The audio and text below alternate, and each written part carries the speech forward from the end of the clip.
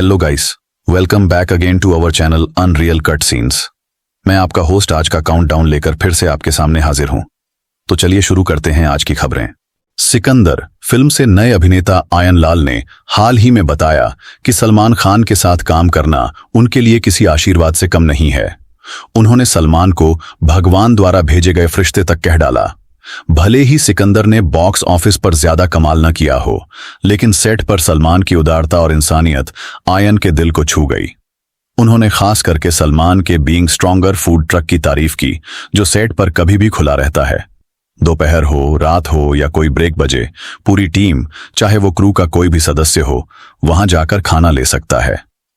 Ion ने बताया कि अगर प्रोडक्शन की ओर से खाना समय पर नहीं पहुंचता तो भी उन्हें लगता कि वह कुछ भूखे नहीं रहेंगे, क्योंकि सलमान का ट्रक मौजूद है।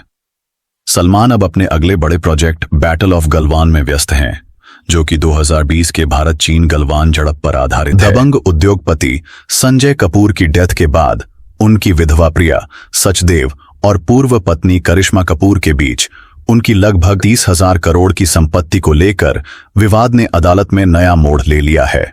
करिश्मा कपूर के बच्चे समैरा और कियन ने दलील दी है कि उनके पिता की वसीयत को बदला गया है। उन्होंने अदालत से अनुरोध किया कि उन्हें उनके हिस्से का अधिकार मिले। इस दौरान प्रिया सचदेव की तरफ से यह आरोप लगा कि करिश्मा ने पिछले करीब 15 वर्षों तक संजय कपूर के जीवन से दूरी बनाए रखी थी। प्रिया ने कहा, आप करिश्मा अचानक उनकी मौत के बाद वापस आ गई हैं।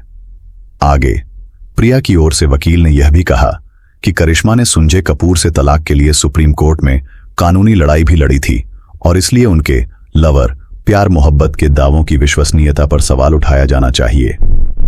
अदालत ने संजय कपूर की सभी संपत्तियों की खुली जानकारी पेश करने का आदेश दिया है। अगली सुनवाई 9 अक्टूबर 2025 को होने वाली है। समापन। यह मामला सिर्फ संपत्ति विभाजन का नहीं, बल्कि रिश्तों, कानून और समय परिवर्तन की मान्यताओं का भी संघर्ष है। अदालतीन प्रक्रियाएं अभी जारी हैं और फैसला भविष्य में होगा। करिश्मा शर्मा और विभान शाह की प्रेम कहानी, शुरुआत, टकराव और हाल की स्थिति। बॉलीवुड अभिनेता नसीरुद्दीन शाह व रत्ना पाठक, शाह के बेटे विभान शाह और अभिनेत्री करिश्मा शर्मा कभी एक दूसरे के प्रेम संबंध में थे। खबरों के अनुसार विभान ने करिश्मा की काफी तारीफ की थी। उन्हें अपनी जिंदगी में आने वाला एक बहुत बड़ी सकारात्मक शक्ति बताया था। करिश्मा शर्मा ने यह बताया कि उनके रास्ते अलग हो गए हैं, क्योंकि वे दोनों जीवन के अलग अलग चरणों में पहुंच चुके हैं। करियर पर ध्यान देना उनकी प्राथमिकता बन गई थी। 2025-2026 के आसपास करिश्मा एक दुर्घटना का शिकार हुई।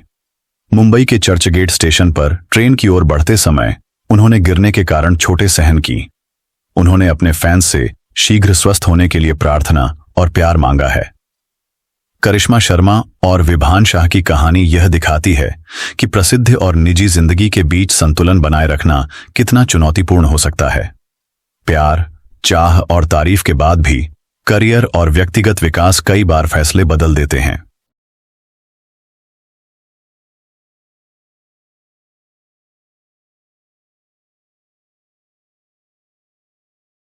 फिल्मों की चकाचौंध के बीच डॉक्टरेट की पढ़ाई कर इन अदाकाराओं ने दिखाया कमाल।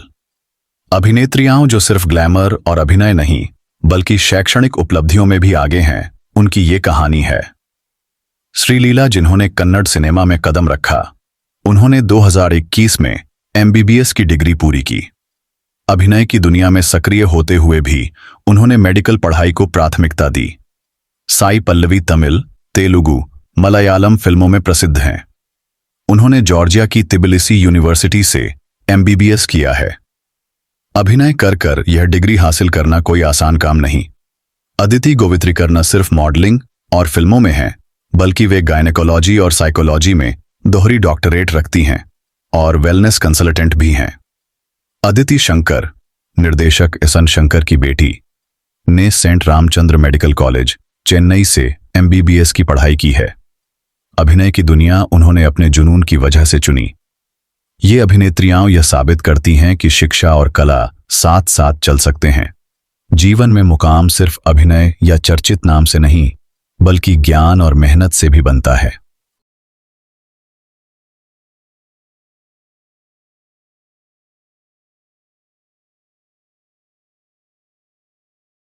फिल्म उड़ता पंजाब विवाद के दौरान पहलाज निहलानी, पूर्व CBFC central board of film certification अध्यक्ष ने दावा किया है कि निर्देशक अनुराग कश्यप अक्सर अपनी फिल्मों को रिलीज से पहले ऑनलाइन लीक करवाते हैं ताकि उसकी चर्चा बनी रहे।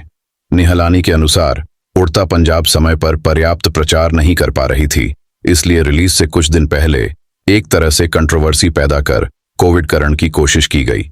CBFC ने फिल्म से जुड़े कई कट्स की मांग की थी। गाली गलौज, ड्रग्स के सीन, कुछ स्थानों के नाम और एक सीन जिसमें प्रमुख पात्र जनता के सामने पेशाब करता है शामिल है। बाद में बॉम्बे हाई कोर्ट ने फैसले में अनुराग कश्यप की ओर से निर्णय दिया कि फिल्म सिर्फ एक कट के साथ A सर्टिफिकेट के लिए रिलीज हो सकती है। यह मामला दिखाता है कि फिल्म उद्योग में विवाद और सेंसरशिप राजनीति कितना प्रभावी हो सकता है और कैसे कभी-कभी निर्माताओं द्वारा स्ट्रैटेजिक विवादों का इस्तेमाल प्रचार के लिए किया जा सकता है। के latest news, gossip, film reviews, song reviews और भी बहुत कुछ के लिए सब्सक्राइब करें हमारे चैनल अनरियल कट सीन्स को and don't forget to press the bell icon.